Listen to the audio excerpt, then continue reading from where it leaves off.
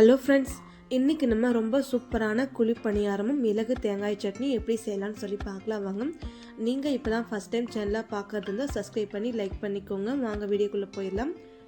First ஒரு mixie jar எடுத்துக்கோங்க. Mixie ஜாருக்குள்ளே 1/2 table spoon மிளகு, 1/2 டீஸ்பூன் போல் சீரகம் எடுத்துக்கோங்க. கொஞ்சமாக இஞ்சி துண்டு ஆட் பண்ணிக்கோங்க. ஒரு பெரிய சைஸ் வெங்காயம் கட் பண்ணி போட்டுக்கோங்க. 3 பச்சை மிளகாய், 2 பூண்டு பல், கொஞ்சமாக கொத்தமல்லி சேர்த்துக்கோங்க. இது கூடவே நான் 1/2 மூடி தேங்காவை ஆட் பண்ணியிருக்கேன். 1/4 கப்பு போல் பொட்டுக்கடலை ஆட் பண்ணிவிட்டு தேவையான அளவுக்கு சால்ட் ஆட் பண்ணிக்கோங்க.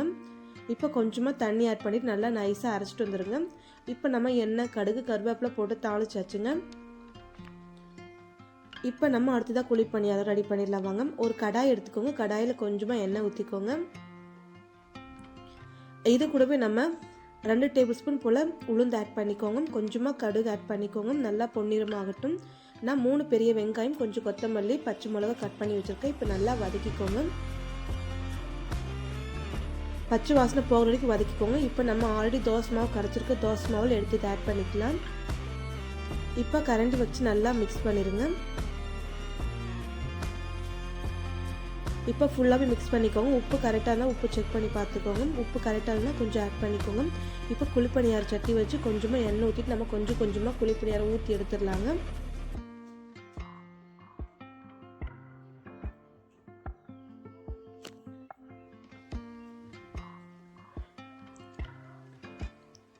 அவ்வளோதாங்க, திருப்பி போட்டுங்க. ரொம்ப சூப்பராக குழிப்பணியாரமும் மிளகு தேங்காய் சட்னி ரெடிங்க. ஒரு டைம் சாப்பிட்டு பாருங்கள், டேஸ்ட்டு சூப்பராக இருக்குங்க. ரைஸு, சப்பாத்தி எது கூட வேணாலும் ட்ரை பண்ணி பாருங்கள். மிளகு தேங்காய் சட்னி அவ்வளோ ருசியாக இருக்கும். பிடிச்சிருந்தா லைக் பண்ணுங்கள், கமெண்ட் பண்ணுங்கள், சப்ஸ்கிரைப் பண்ணுங்கள், மறக்காமல் ஷேர் பண்ணுங்கள் ஃப்ரெண்ட்ஸ்.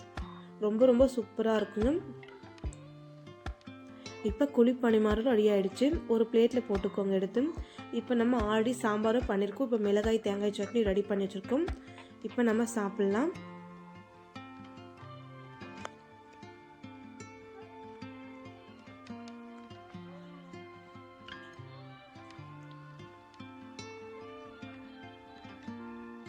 Thank you friends. நாளைக்கு பார்க்கலாம் வேற ஒரு வீடியோவில்.